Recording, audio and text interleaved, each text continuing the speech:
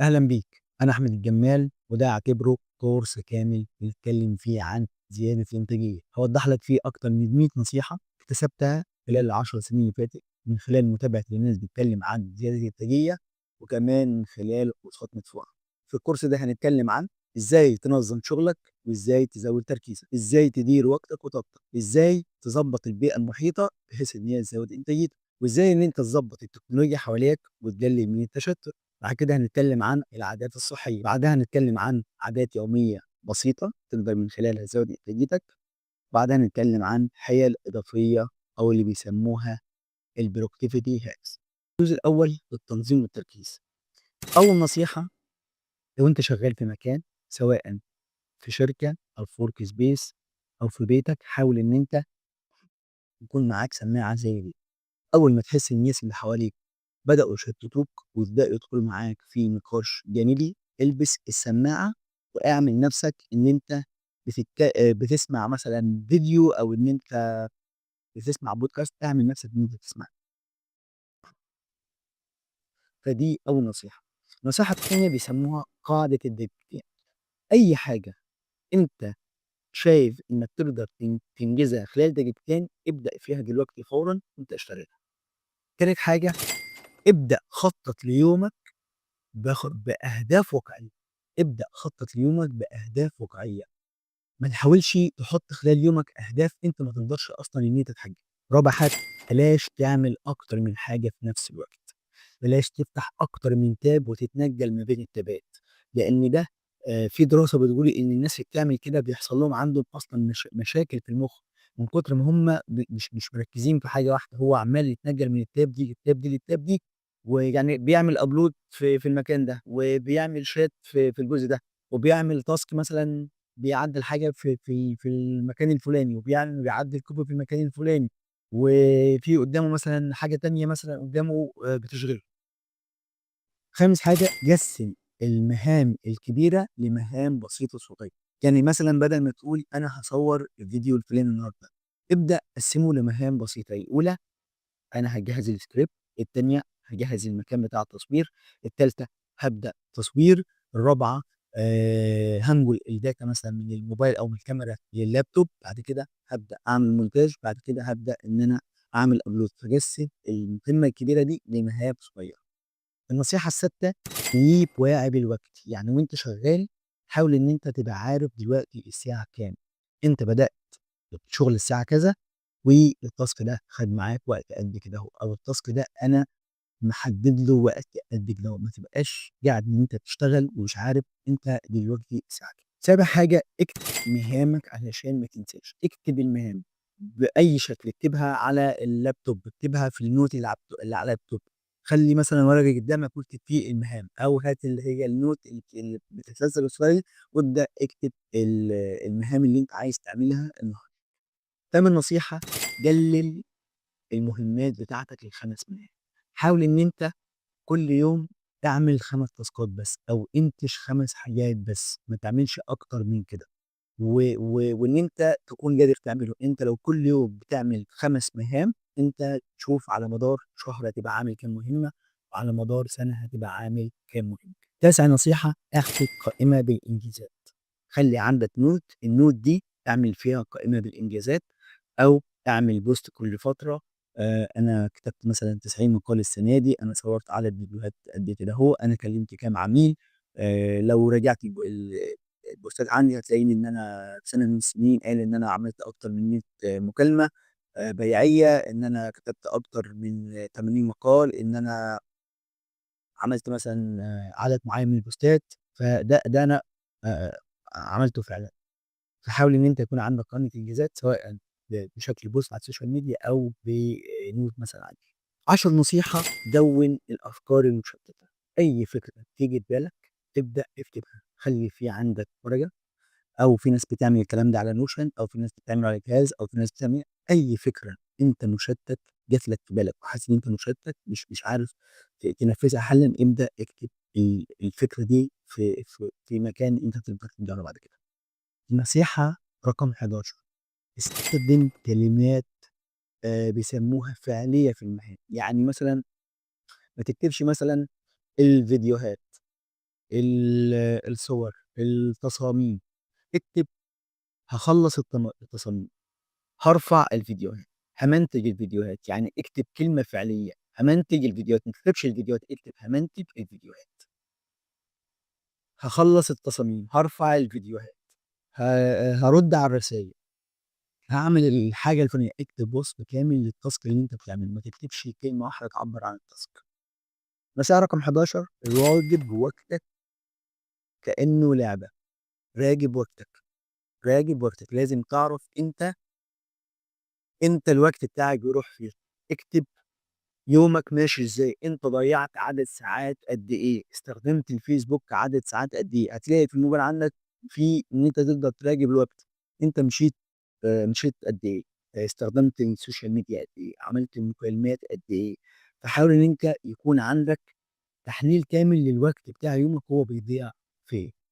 النصيحة رقم 13 هُم بيقولوها بالشكل ده، خطّط ليوم الإتنين من يوم الجمعة، يعني أنت يوم الأجازة تخطط ليومك، أنا هاعمل الأسبوع ده كذا، وكذا، وكذا، وكذا، لازم يكون عندك رؤية للأسبوع بتاعك ماشي إزاي. نصيحة رقم 15 اكتب أهداف 90 يوم بس، 3 شهور، بدل ما تقعد أول كل سنة تحط أهداف كبيرة، وآخر السنة تلاقي نفسك الأهداف دي ضاعت منك وأنت ما حققتش منها حاجة، كل 3 شهور اقعد اكتب الأهداف بتاعتك، أنا خلال ال3 شهور اللي جايين هاركز هاعمل 1، 2، 3. في آخر ال3 شهور راقب ال3 شهور أنت بتوعك عملت إيه وحققت إيه من الأهداف.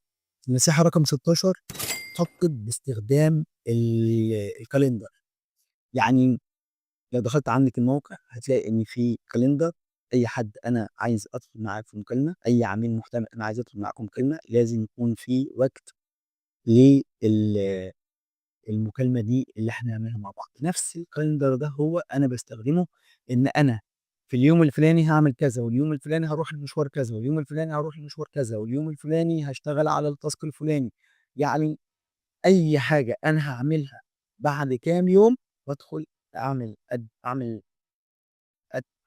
أعمل task إن أنا في اليوم ده هاروح أعمل الحاجة النصيحة رقم 17 جمّع الحاجات المتشابهة كلها مع بعضيها، يعني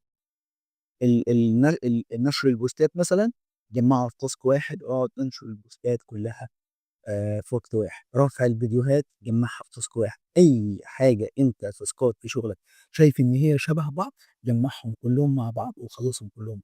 النصيحة رقم 18 تعمل قائمة اسمها التوقُّف، ادخل عندي على الaccount واكتب كلمة توقّف، هتلاقيني باقول توقّف عن كذا، توقّف عن كذا، توقّف عن كذا، توقّف عن كذا، توقّف عن كذا.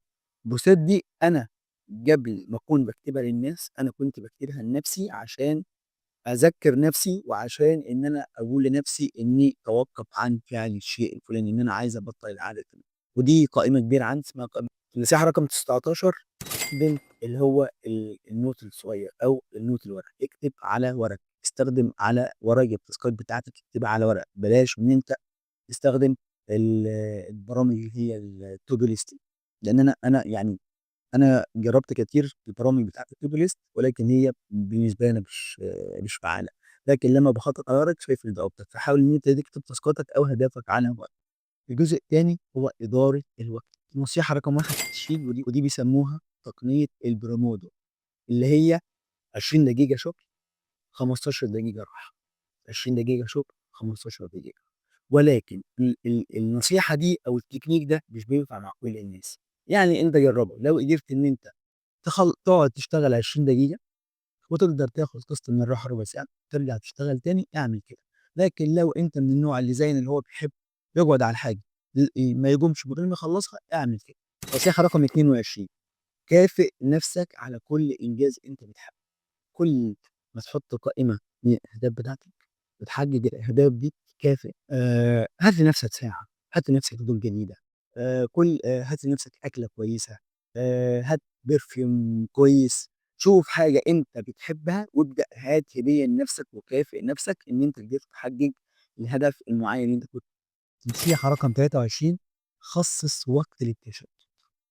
بما إن أنت بتقعد مركّز وبعد كده بتيجي حاجات تشتتك، فأنت خصّص وقت للتشتت، اعمل وقت معيّن للناس، اسمح فيه للناس إن هم ييجوا يشتتوك، اسمح فيه لأصدقائك إن هم ييجوا ياخدوك ويطلعوا برّه، اسمح فيه لعائلتك إن هم في اليوم ده يطلبوا منّك مهام معيّنة، إن إحنا نروح مشوار معيّن أو إن إحنا نقعد نتكلّم في حاجة معيّنة، فخصّص وقت لإن أنت بتضيّع فيه الوقت.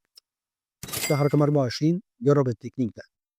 استخدم تكنيك بيسموه 10 زائد 2 في 5 يعني 10 دقايق شغل، دقيقتين راحة، 10 دقايق شغل، دقيقتين راحة، لمدة 5 مرات، وبعد كده خُد قسط من الراحة وارجع، اشتغل 10 دقايق، خُد دقيقتين، اشتغل 10 دقايق، خُد دقيقتين راحة، وابدأ كرر الموضوع ده، ولكن يعني أنا الموضوع ده جربته ما ضبطش معايا. رقم 25 خلّي وقت الراحة اللي بتاخده قليل ومربوط بوقت معين، ما يبقاش مدة طويلة، ما يبقاش عدد معين من الساعات، ما تسيبوش كده على البحر اللي هو أنا قاعد بارتاح شوية، لأ، لازم يكون وقته قليل و ليه وقت. نصيحة رقم 26 اشتغل في أوقات إنتاجيتك، يعني أنا دلوقتي باصور الفيديو ده الساعة 15:30 الفجر، ده الوقت المناسب اللي أنا البيئة المحيطة فيه والعالم اللي أنا عايش فيه بيسمح لي فيه إن أنا أقدر أسجل فيه فيديو. فوقت الإنتاجية بتاعتك أنت راجل ليلي اشتغل بالليل، أنت راجل بتحب تشتغل في الصبح اشتغل في الصبح، يعني ناس كتير جربت إن هي تصحى الفجر تشتغل وفشلت، ولكن لو أنت بتشتغل الصبح اشتغل الصبح، بتنتج أكتر بالليل اشتغل بالليل، بالنهار في وقت معين أنت بتحب تشتغل على المكتب اشتغل على المكتب، أنت بتحب بتنتج يعني وأنت شغال على الأرض اشتغل على الأرض. أنا فترة من الفترات كنت باسيب المكتب وكنت باقعد أذاكر على طبلية، السنين اللي ذاكرت على طبلية هي السنين اللي نجحت فيها، فخلاص أنا انتهيت في التركيز في المذاكرة على طبلية، حدد الوقت أنا هذا لمّا باجي أقرا كتاب في مجال الmarketing سواء لناس عرب أو أجانب، لو أنا عايز أركّز مش باقعد على المكتب بتاعي، باقعد في الأرض باجيب الطبلية وباقعد على الأرض وبافتح الكتاب وباقعد كأني باذاكر في المدرسة وباقدر أستوعب بشكل أكبر. فاللي أنا عايز أقوله إن أنت شوف الوقت المعين والمكان المعين اللي أنت بتقدر تنتج فيه وخلّيه هو ده المكان والوقت بتاعك. النصيحة رقم 27 استخدم البلوكات الزمنية، أنا من الوقت كذا للوقت كذا هاعمل كذا، يعني أنا مثلًا قعدت فترة اللي هو أنا هاصحى الساعة 08:00 لحد الساعة 09:00 أكون فطرت، من الساعة 09:00 للساعة 12:00 أنا قاعد باكتب المحتوى، من الساعة 12:00 للساعة 15:00 أنا قاعد بارُد على الناس في الكومنتات والرسايل، من بعد الساعة 12:00 للساعة 15:00 أنا بانزل تحت باقعد مثلًا مع أهلي، من بعد الساعة 15:00 أنا باعمل شغل العملا لحد الساعة 18:00 أو الساعة 19:00 أو 20:00 لحد ما أخلّص شغل العملا، بعد كده باطلع برّه، بعد كده باجي من برّه في الوقت المعيّن وبادخل أنام وبابدأ يومي بنفس الموضوع. فأنت خلّي يومك اللي هو روتيني، أنت في من الساعة كذا للساعة كذا باعمل كذا، ومن الساعة كذا للساعة كذا باعمل كذا. النصيحة رقم 28 اعمل جلسات تركيز لمدة 90 دقيقة، يعني اقعد ساعة ونُص أنت قاعد شغّال ومركّز، وبعد كده خُد قسط من الراحة. أنا في أكتر من option لموضوع الوقت، أنت شوف المناسب ليك، يعني هتلاقي في النصايح في كذا option لموضوع الوقت، وأنت شوف المناسب ليك وطبّق. النصيحة رقم 29 حدد وقت أجاي من الوقت بتاع المهم، يعني أنت لو شايف إن الtask ده يلزمه ساعة، اعمل ساعة إلا ربع، أنت لو شايف الtask ده يخلص في نُص ساعة، اكتب تِلت ساعة، حدد له تِلت ساعة، حاول إن أنت حُط وقت أقل من الوقت اللي أنت شايف نَفْسك تقدر تخلّص فيه الtask ده، وفي الغالب هتلاقي نَفْسك إن أنت كنت مدّي الtask ده أكبر من حجمه من الوقت. النصيحة رقم 30 خلّي وقت free، وقت للمفاجآت، وقت إن آآ احتمال يحصل حاجة، احتمال يعني خلّي الوقت ده free اللي هو في حاجة هتيجي هتملى الجزء التالت هو البيئة المحيطة وأنت قاعد تشتغل. النصيحة رقم 31 تخلّص من الفوضى بتاعة المكتب بتاعك، خلّي المكتب بتاعك فاضي، يعني أنا المكتب مليان دلوقتي لإن أنا قاعد باسجل، ولكن أنت قدر المستطاع خلّي المكتب بتاعك فاضي، ما هو إلا الحاجة اللي أنت محتاجها، لابتوبك، الشاشة بتاعتك، الماوس بتاعك، النوت بوك بتاعتك. بس حاول قدر المستطاع إن أنت تقلل من الحاجات اللي موجودة قدامك حالًا. نصيحة رقم 32 خلّي الجو دافي، يعني ما تشغّلش التكييف بارد وما تخلّيش الجو حَر، حاول تخلّي الجو دافي. معظم الناس اللي بيشتغلوا معايا في شركات لمّا بيدخلوا في المكان اللي باشتغل فيه، فبيلاقوا رتم معيّن كده من التكييف. أنا باحب أشتغل في الوقت ده. قال السَّجَعة لو زادت أكتر أنا باهبّط ومش باشتغل، والسَّجَعة لو زادت أقل أنا باتعب وباعرق مش باعرف أشتغل. فحاول أنت تشوف درجة الحرارة اللي أنت بتقدر تنتج فيها، وإن أنت قاعد مركّز، ولا أنت مستريّح ومسترخي نايم، ولا أنت حاسس إن أنت حرّان وزهقان وزيادة. النصيحة رقم 33: قلِّل اللون الأبيض اللي حواليك. الناس اللي أنا باسميهم عندي زوابع بيقولوا إن ده لون أبيض، دي السبورة. أنا باستخدمها في حاجات معيّنة دلوقتي أنا قاعد محتاجها في task معيّن، أنا حاطط قدامي الصورة، لكن المكتب هو لونه أزرق. فحاول إن أنت تقلِّل من اللون الأبيض. كل ما تقلِّل من اللون الأبيض حواليك، يعني اللابتوب مثلًا أسود، الشاشة سودا، البورد دي لونها أسود، حاول إن أنت تقلِّل من اللون الأبيض. كل ما تقلِّل من اللون الأبيض حواليك، سواء الضوء اللمبة البيضا ما تبقاش بيضا زيادة عن اللزوم، تبقى صفرا شوية، أو اللون الأبيض اللي هو اللي في المكان نفسه. كل ما تقلِّل الأبيض كل ما الإنتاجية بيزيد. أنت شوف الموضوع ده لو مش مناسب معاك ما تعملوش. حاول تخلّي المكان اللي أنت بتشتغل فيه لون أزرق. يعني مثلًا دي أنا باحط فيها الحاجات السخنة، فدايمًا دي بتكون طالما أنا معايا حاجة سخنة دي قدّامي. أنا ممكن في ناس تكون مش مقتنعة بموضوع الألوان ده، ولكن هي نجحت معايا. أنت لو المكان اللي أنت بتشتغل فيه جرّب إن أنت تقلل من الأبيض، زوّد من الألوان اللي زي دي، اللي زي مثلًا الأحمر والأزرق، وشوف ده تأثيره على إنتاجيتك عاملة إزاي. لو الموضوع ده زوّد من إنتاجيتك خلاص مارس الهاب دي. لو هي مش بتزوّد إنتاجيتك خلاص ما تستخدمهاش.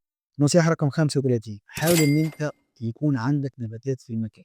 يعني من أغرب الحاجات مثلًا أنا فترة من الفترات كنت باجيب البطاطا وأحطها في كوباية مع بُق وأزرع بطاطا، أو ريحان أو ورد أو كذا، أو كذا، أو كذا. ولكن الحمد لله يعني أنا البيئة اللي أنا موجود فيها هي مليئة باللون بالنباتات. ولكن أنت لو البيئة بتاعتك مش موجودة حاول إن أنت تجيب زرعة حية، مش الزرع اللي هو البلاستيك، لأ، جيب زرعة حية وحطها في المكان اللي أنت بتشتغل فيه، وشوف ده تأثيره عامل إزاي على الإنتاجية بتاعتك. النصيحة رقم 26: غيّر مكان الشغل بتاعك من وقت للتاني. يعني حاول إن أنت يكون في أكتر من مكان ينفع تشتغل فيه. مثلًا work space، الأوضة اللي أنت بتنام فيها في البيت، أوضة كمان أنت تشتغل فيها. يعني أوضة لو أنت عندك بيت مثلًا بيت عيلة، حاول مثلًا يكون ليك مثلًا أوضة في الشقة بتاعتك، وأوضة مثلًا في شقة تاني أو في سطوح مثلًا أنت بتشتغل فيها. حاول إن أنت يكون عندك القدرة مثلًا إن أنت مثلًا تطلع تشتغل في كافيه، أو إن أنت تروح تشتغل في work space. يعني حاول إن أنت كل شوية تغيّر من المكان اللي أنت بتشتغل فيه، وشوف ده تأثيره عامل إزاي على الإنتاجية بتاعتك. لقيت في مكان معيّن أنت بتشتغل فيه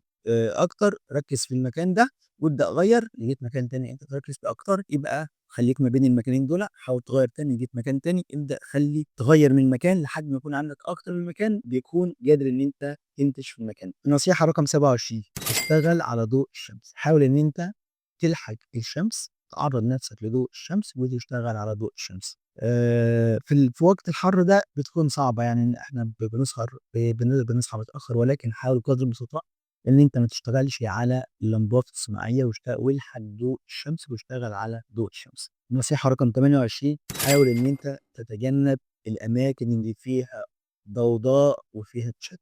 يعني ما تروحش الwork space وتكون المكان اللي أنت قاعد فيه ناس كتير بتتكلم وناس بتشتت، أو مثلًا الأولاد كل شوية مثلًا ييجوا لك، أو مراتك أو أمك أو صاحبك أو أخوك كل شوية يشتتوك. أو مثلًا أنت في أوضة مثلًا، الأوضة دي بتطل على الشارع، والشارع فيه مثلًا كلاكسات وزحمة وبتاع. فحاول إن أنت قدر المستطاع المكان اللي تشتغل فيه يكون ما فيش ضوضاء، وما يكونش فيه عوامل كتير لتشتت، التلفزيون مثلًا، أو مثلًا حد مشغّل أغاني وحاجات من هذا القبيل. النصيحة رقم 29: حاول إن أنت تكون عامل زي الناس بتوع زمان، اللي هو إيه، عندك زي المحلات القديمة، مُغلق للصلاة. أنت خلّيه مُغلق للعمل. اللي هو أنت مثلًا في علامة مميزة أول ما بتعملها خلاص ما حدش بيخطّي المكان اللي بتشتغل فيه.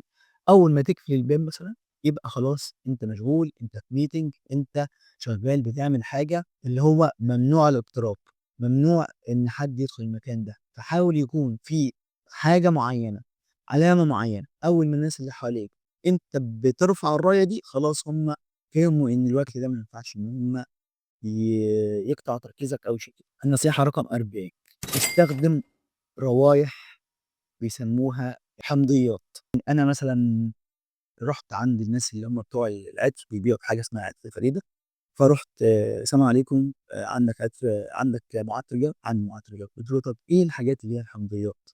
فقال لي: "يعني إيه المقصود بالحمضيات؟" أنا قُلت له مثلًا أنا حسب معلوماتي مثلًا إن الليمون من الحمضيات، هل عندك ريحة ليمون؟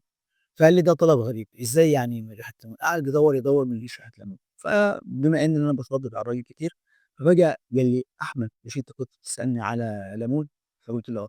قال: "أنا عندي خامة من المُركّز اللي بنعمل منه الروايح دي، وعندي خامة ليمون، أنت تقدر تاخدها وتحطها في العلبة الفاضية وتزوّدها تكسرها وتدّيك ريحة." واشتريت الجزازة دي من حوالي 3 أو 4 سنين، عندي لحد دلوقتي وباغيب كده وأرُش في المكان منها. كنت أتمنى إن أنا أفتكر المعلومة دي وأجيب معايا الجزازة، ولكن هي جزازة كبيرة كده عاملة زي المكملات الغذائية وفيها الريحة بتاعة الليمون، وأنا مفضيها في علبة اللي هي بتاعة الcrush اللي هي الفريدة دي، وباغيب وأرُش في الأوضة اللي أنا باشتغل فيها. الجزء اللي بعد كده الخاص بالتكنولوجيا والتشتت. أول نصيحة، خلّي التليفون بعيد عنك، أنت بتشتغل موبايلك صامت، أي حد بيشتغل في مجالنا يا جماعة معروفة موبايله صامت، ما بنعرفش رنة موبايله ولا عمره فكر إن هو يعمل زي الناس وإن يكون عنده رنة تليفون، فممكن هو بيشتري التليفون وهو أصلًا مش مدرك الرنة بتاع التليفون عاملة إزاي. خلّي الموبايل بعيد عنك، بحيث إن أنت قاعد شغال الموبايل بتاعك مش بيشتت. يبقى 42 اقفل موبايلك خالص، خلّي في أوقات معيّنة الناس ما تقدرش توصل لك. أنا عارف إن الموضوع ده بيزعج العملا بتوعي، سواء موضوع الرسايل أو موضوع الموبايل، ولكن في وقت معين أنا بابقى قافل فيه تليفوني ومش بارد فيه على الرسايل عشان أنا قاعد بريح دماغي من المشتتات اللي حواليا ومن الضغوط اللي حواليا، لأن أنا مش بس واحد بيقدم خدمات لعملاء، أنا عندي حياة تاني وعندي حوارات وأفلامانات تاني، عندي بيت وعندي أسرة وعندي جيران وعندي عيلة وعندي أصحاب وعندي بطور من نفسي وعندي كورسات بذاكرها وعندي كتب بقراها وعندي مشاكل في الحياة بحاول أحل فيها وعندي جسم بحاول إن أنا أحسن منه وبمرض وبحاول إن أنا أحسن من صحتي. فالعملاء سامحوني في الجزء ده لأن عارف الناس كتير بتشتكي من الحتة دي، ولكن نصيحة رقم 24، اقفل تليفونك، خلي وقت معين انت قافل فيه تليفونك بتريح دماغك عشان يكون عندك طاقة ترجع للناس وتظهر للناس وتقدر ان انت تتواصل مع الناس تاني. انت لما ريحتش دماغك مش هتعرف تتواصل مع الناس بكفاءة. اقفل تليفونك وحاول ان انت في وقت معين ما تردش فيه على الرسائل. نصيحة رقم 43، موبايلك صامت من 8 ل 8. موبايلك صامت من 8 ل 8، من 8 بالليل ل 8 الصبح موبايلك صامت. دي حاجة أساسية. لو أنت موبايلك مش بتعمله صامت، اعمل موبايلك صامت من 8 ل 8. رايح مشوار مهم وهتقابل حد صاحبك ولا كذا كذا، خلاص موبايلك في ايدك وانت بتغيب وتبص على التليفون وبترجع ترن عليه. لكن مشتتات تجي لك من بره في الوقت اللي انت مستريح فيه بعد الشغل ما ينفعش. موبايلك صامت. من نصيحة رقم 44، ابعد عن السوشيال ميديا. حاول قدر المستطاع ان انت تبعد عن السوشيال ميديا. نزل برنامج، في برنامج هو عندي على الموبايل بس انا مش فاكر اسمه، ولكن هو انت لو بحثت باي كود هتلاقيه. فكره البرنامج ان انت اول حاجه بتقدر تعطل الريلز. انا مش عايز الريلز تظهر، انا مش عايز الستوري تظهر، انا مش عايز لما سكرول يظهر لي حاجه على الوول. دي انا عاملها على اللابتوب ليا حوالي 3 سنين. اللابتوب بتاعي ما بيجيبش اي بوستات بتاعت اي حد واي صفحات ولا اي فيديوهات ولا اي حاجه. انا بحتاج ان انا اشوف المحتوى بتاعي، بفتح الصفحه بتاعتي باللينك بدخل. في ناس معينه متابعها حافظ اللينك بفتح اللينك، في صفحات معينه انا باديرها بدخل على اللينك بيطلع لي المحتوى بتاعها. لكن فكره ان انا الاقي محتوى بسكرول كده ويظهر لي محتوى مش موجوده. بشوف المحتوى ازاي؟ بشوفه من الموبايل ومش دايما يعني. هتلاقي معظم الناس اللي انا بكتب عنهم كومنت هم ناس من ليها بتاع 3 4 سنين هم ومش ما فيش ناس جديده مثلا بتظهر لي. فلاقي انا قافل على الموبايل وقافل على اللابتوب. من وقت للتاني بفتح مثلا التيك توك مثلا او اليوتيوب، بحيث ان انا ايه اشوف مثلا حاجات جديده. لكن الفيسبوك اقفل. نصيحه رقم 45، ودي نصيحه صعبه جدا جدا، انا بعاني في تطبيقها. بلاش تمسك موبايلك قبل ما تنام. حاول قدر المستطاع قبل ما تنام بساعه موبايلك يكون بعيد عنك، انت مش قادر تمسكه. لكن للاسف يعني انا بحاول ليه حوالي 4 سنين، انا الموضوع اللي انت كده ده ببحث فيه من حوالي 4 سنين. ليه حوالي 4 سنين مش قادر اطبق الحته بتاعت ان انا ابعد عن الموبايل قبل ما أنام. النصيحه رقم 46، استخدم منبه العادي بتاع زمان بدل من منبه الموبايل. هات المنبه العادي اللي كنا بنجيبه نظبطه زمان ده، حطه جنب السرير بتاعك وايه اصحى عليه. ولكن الافضل ان انت اصلا ما تصحاش على المنبه، ان انت تنام لحد ما تاخد كفايتك من النوم وتصحى. طب الناس اللي عندها شغل الصبح، اصحى على المنبه العادي، ما تصحاش على المنبه بتاع التليفون. خلي موبايلك بعيد. بعد ما تصحى المنبه العادي تبدا ان انت تشوف تبدا يومك ازاي، وبعد كده ما تفوق ابدا ان انت تبص على موبايلك، لكن ما تصحاش على المنبه هو اول حاجه تمسك عليها الموبايل. النصيحه رقم 47، اقفل التلفزيون وانت شغال.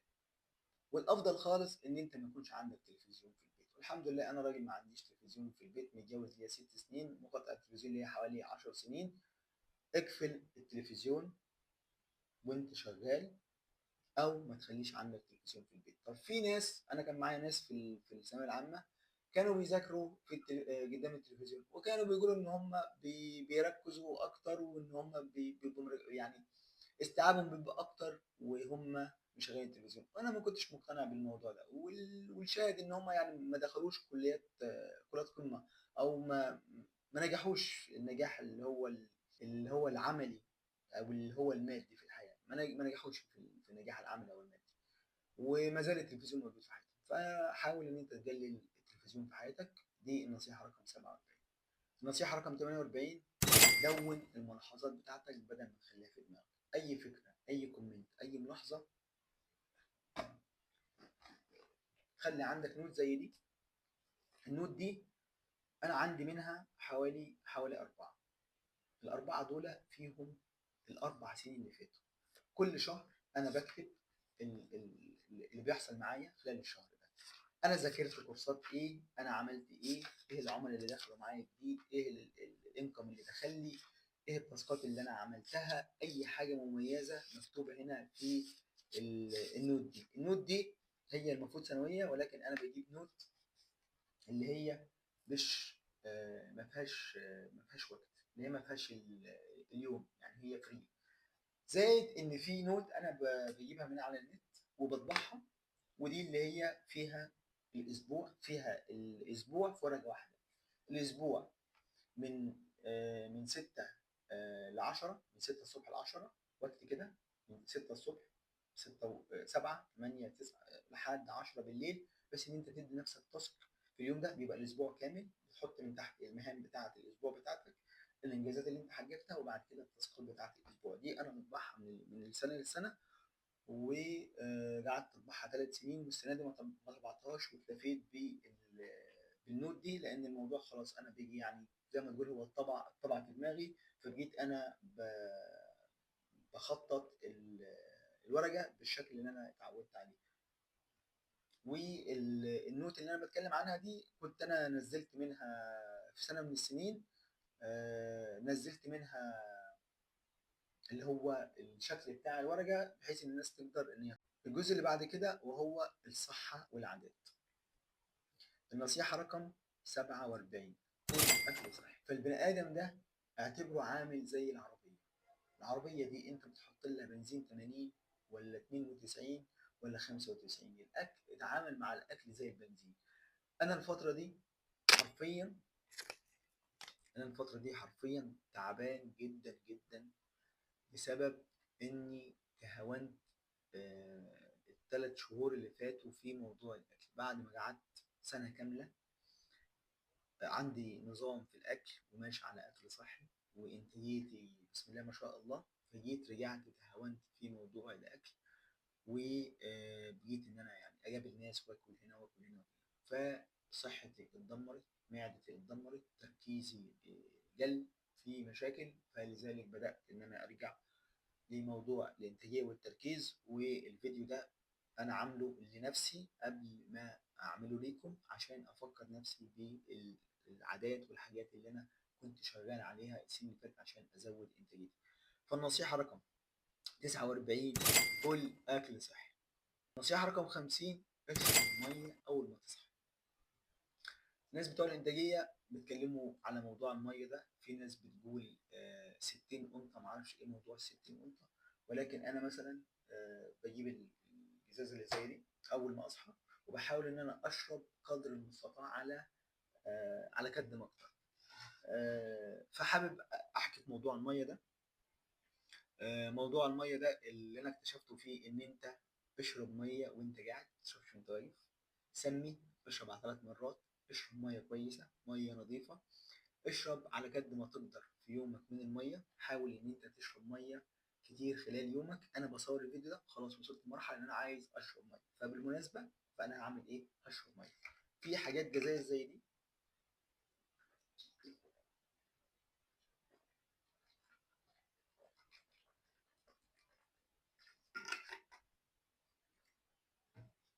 دي دي حاجة صحية، يعني البلاستيك بتاعها مش بيتفاعل مع الميه. حاول ان انت تجيب حاجه صحيه، بحيث تجيب حاجه اللي هي بتبقى مرقمه.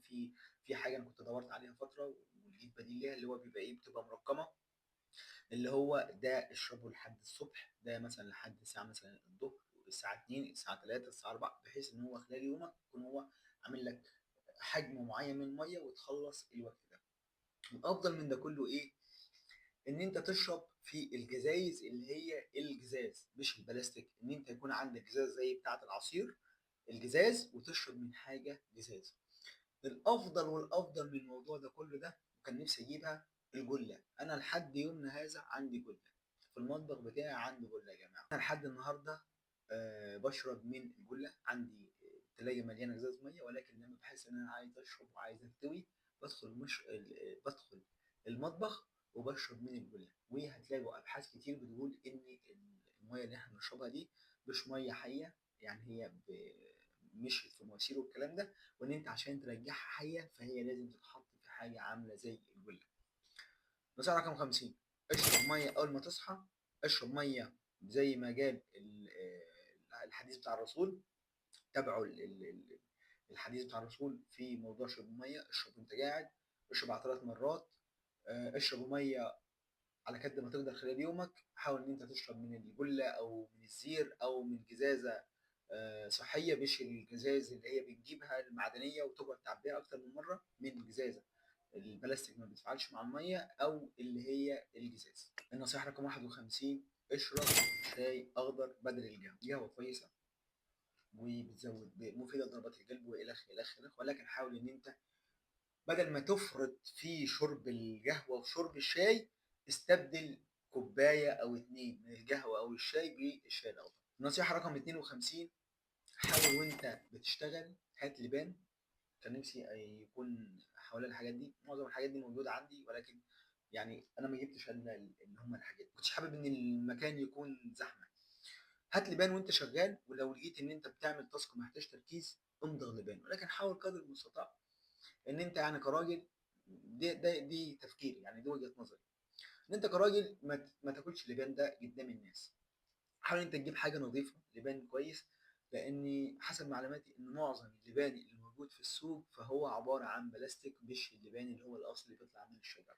فحاول ان انت تستنضف موضوع اللبان ده، حتى لو هتجيب اللبان اللي احنا بنسميه هنا في الصعيد اللي هو اللبان الدكر، اللي هو المر خالص ده، بيتباع عند العطار. معرفش اذا كنت انت تستعمله ولا لا، ولكن هو كويس وصحي. هات لبان لو انت حاسس ان ده بيزود تركيزك. مش بيزود تركيزك وانت شايف ان دي مش من شيمات الرجال، ما تاكلش قدام الناس، او ان انت ما تجيبوش خالص. نصيحه رقم 53: قبل ما تشتغل حاول ان انت تتحرك، او ان انت تعمل تمرين. العب ضغط، اجري في المكان، انزل اتمشى شويه. في برامج كتير، في برنامج بتاع حد مشهور كده في موضوع الفيتنس عالميا.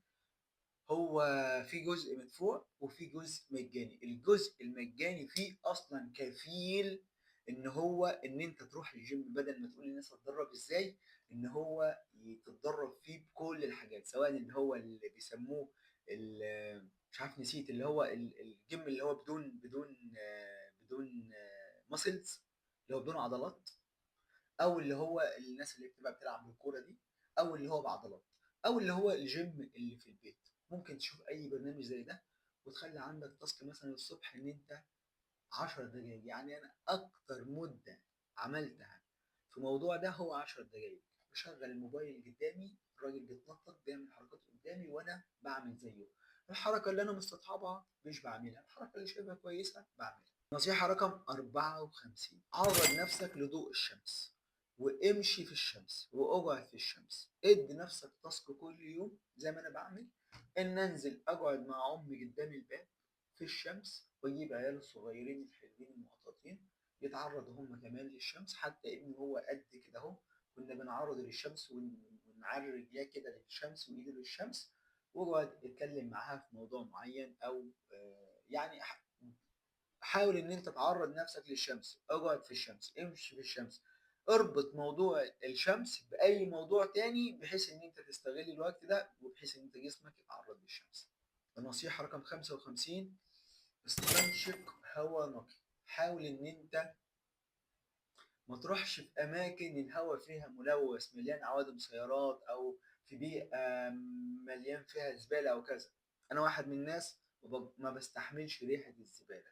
يعني لو عديت جنب كوم زبالة ممكن ارجع. رحت كشفت بسبب الموضوع ده، والدكتورة جايت لي حاجة غريبة. اول مرة في حياتي حد جاي يكشف، لان هو لما بيعدي في المكان الفلاني بيشم ريحة الزبالة مصارينه بتجلب وبيرجع في نفس الوقت.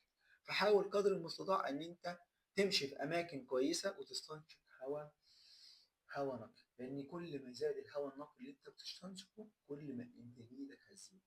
فاتعامل مع جسمك زي ما قلنا زي العربيه، مدخلات كويسه هتبقى مخرجات كويسه. النصيحه رقم 46: خد دش ساجع. الناس اللي بتهزر او بتستهتر بموضوع الدش الساجع، وان الناس رابطين الدش الساجع بالنجاح، يا جماعه انا واحد من الناس لحد يومنا هذا في عز الحر بستحمى بميه فتره، او اللي هي الميه السخنه شويه. ولكن لما بكون عايز افوق وعايز انتج ورايا شغل كويس وعايز انتج الشغل ده ايا كان الوقت، باخد دش ساقع. الدش الساقع مفيد، اولا بيقلل القشره اللي في الجسم، بيقلل الحبوب اللي في الجسم، بيشد البشره، بيخلي البشره انقى، بيفتح البشره، بيخلي الجسم يبذل مجهود، يخلي الجسم يبذل مجهود عشان يوصل لدرجه اللي هي اعلى من البروده، فتبدا ان انت جسمك ينشط وتقدر ان انت تشتغل. يعني ما تستهونوش بموضوع الدش السريع. جرب موضوع الدش السريع، نفع معاك خد يا عم دش سريع. النصيحه رقم 47: قبل ما تنام تخلي حراره جسمك 18. ازاي؟ انت عشان تنام، انا بنام على التكييف اللي هو ال 18، او في وضع معين كده انت بتظبط التكييف على 18، وهو لما يوصل ل 18 بي بيفصل، وبعد كده يرجع الاوضه تسخن، بعد كده يبقى 18 عشان تقلل استهلاك الكهرباء والكلام ده. طب انت ازاي تظبط جسمك على 18 في البدايه؟ ادخل قبل ما تنام خد دش فاتر شويه، مش ساقع ومش سخن.